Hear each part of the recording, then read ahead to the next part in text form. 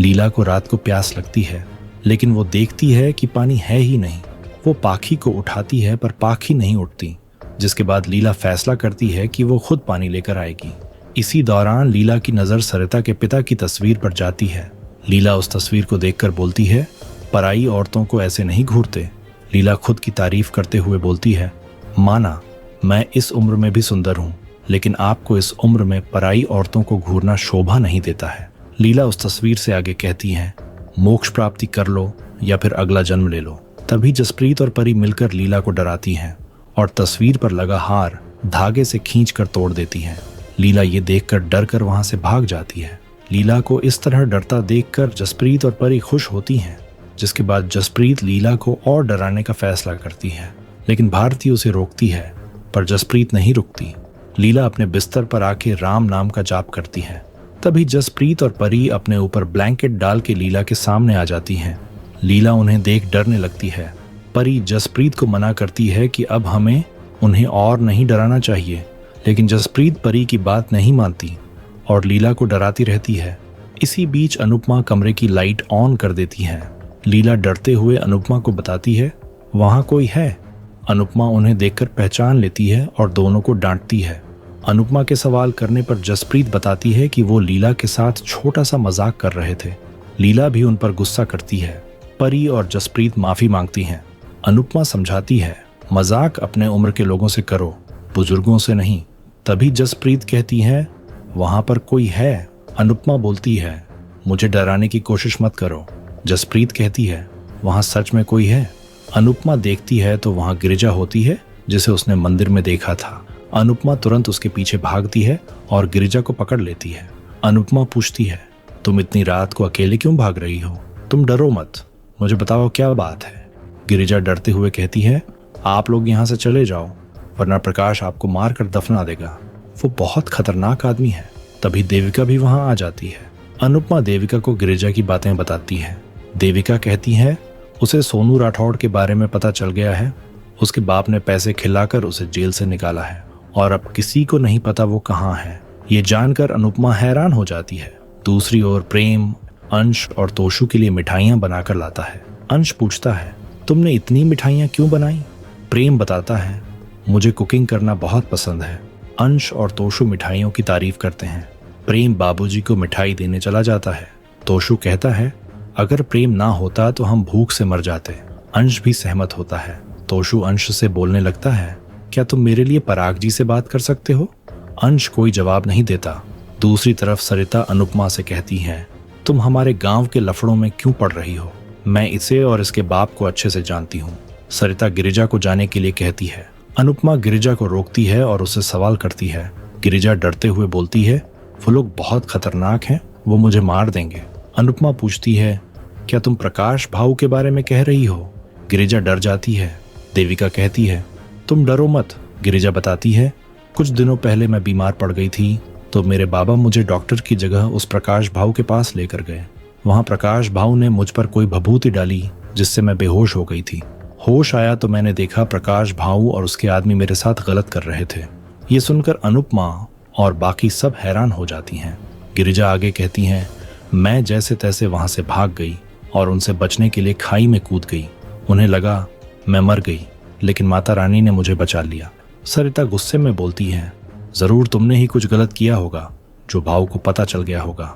भाऊ देवता हैं, उन्हें बदनाम मत करो। गिरिजा कहती है, वो इलाज के नाम पर लड़कियों के साथ गलत काम करता है और उनकी वीडियो बनाकर उन्हें वायरल करने की धमकी देता है। उसके पास कोई दिव्य शक्ति नहीं है, ये सब उसका ढोंग है। गिरिजा बताती है, पुलिस भी उसकी जेब में है। अगर मैं पुलिस के पास गई होती तो बाकी लड़कियों की तरह मुझे भी गायब कर देते। अनुपमा चौंक जाती है। दूसरी ओर ईशानी फोन पर किसी से कह रही होती है, मुझे इंस्टीट्यूट वालों ने निकाल दिया, मेरे पास कोई रास्ता नहीं था। अगर उन लोगों को पता चला मैं यहाँ हूँ तो वो यहाँ आ जाएंगे। प्रेम ईशानी की बातें सुन लेता है और उससे पूछता है, क्या तुम फिर से नशा करने लग गई हो? ईशानी कहती है, ऐसा नहीं है, आपको कोई गलत फहमी हुई है। प्रेम बोलने लगता है, मैंने अपने भाई को खोया है, मेरी आंखें धोखा नहीं खा सकती, मैं तुम्हारी मदद कर सकता हूँ। ईशानी गुस्से में कहती है, मुझे अकेला छोड़ दो। वो चली जाती है। प्रेम परेशान होता है और सोचता है उसे ही कुछ करना होगा। दूसरी तरफ गिरिजा अनुपमा से कहती है, मंदिर में जब आपने भाऊ के खिलाफ आवाज उठाई थी तब मुझे लगा था आपको आगाह कर देना चाहिए। अनुपमा हैरान होती है और उसे मंदिर की बातें याद आती हैं। अनुपमा समझाती है, गरीब के पास उम्मीद के नाम पर सिर्फ विश्वास होता है और ये प्रकाश जैसे लोग इसी विश्वास का फायदा उठाते हैं। जसप्रीत गुस्से में कहती है, ऐसे लोगों को तो दौड़ा कर मारना चाहिए। गिरिजा बोलती है, एक तरफ मैं कह रही हूँ आप यहाँ से चली जाओ, लेकिन दूसरी तरफ मैं उम्मीद कर रही हूँ, क्या आप मेरी मदद करोगी? सरिता कहती है, हम तुम्हारे लफड़े में नहीं पड़ेंगे। सरिता अनुपमा से बोलने लगती है, तुम इसकी बातों में मत आओ, इस पर जरूर किसी भूत प्रेत का साया है। भाव तो देवता समान है। देविका पूछती है, इसका क्या सबूत है ये लड़की झूठ बोल रही है? सरिता सवाल उठाती है, क्या सबूत है ये सच बोल रही है? पूरा गांव गलत नहीं हो सकता। सरिता आरोप लगाती है, भाऊ के किसी दुश्मन ने गिरिजा को पैसे दिए हैं ताकि ये भाऊ को बदनाम कर सके। लीला कहती है, जो भी हो लेकिन हमें इसमें नहीं पड़ना चाहिए। ख्याति भी सहमत होती है। माही बोलती है, कल मंदिर में भी लोग हमारे खिलाफ हो गए थे। पाखी अनुपमा से रिक्वेस्ट करते हुए कहती हैं, हम पहले ही बहुत मुसीबत झेल चुके हैं, इसलिए अब ऐसा मत कीजिए। लीला गिरिजा से कहती है, अगर तुम्हें मदद चाहिए तो पुलिस के पास जाओ। जसप्रीत और सरिता में बहस हो जाती है। सरिता गुस्से में गिरिजा से कहती है, तुम यहाँ से चली जाओ वरना मैं भाव को बता दूंगी तुम जिंदा हो। अनुपमा सरिता को खुद की कसम देती है और गिरिजा भी कहीं नहीं जाएगी। अनुपमा गिरिजा को वहां रहने के लिए कहती है और सबको कहती है, कोई किसी को कुछ नहीं बताएगा, गिरिजा यहाँ पर है। देविका अनुपमा से पूछती है, तुम क्या सोच रही हो? अनुपमा बताती है, कल हम उस प्रकाश के घर जा रहे हैं, कल उसके राज खोलेंगे और उसके बाद देखते हैं हमें क्या करना है। अगली सुबह अंश कोठारी हाउस आता है।